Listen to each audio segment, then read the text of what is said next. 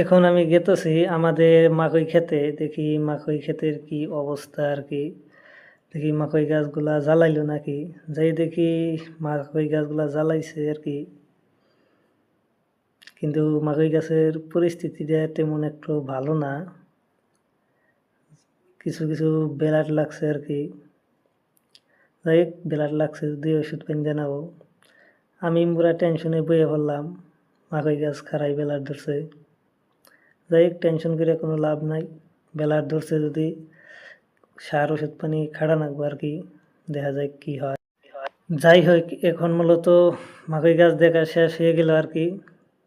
এখন আমি যাব ধানের গুদামে, যেহেতু ধান আনা লাগে আর কি। ধানগুলা আইনে গুদামে লাট মারা লাগে আর কি, বস্তাগুলা।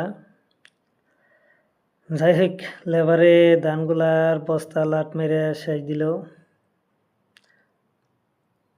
আর গুদামে ধানও তেমন একটা আটবো না, আর 100-150 বস্তা গুদামে ধান আটবো আর কি।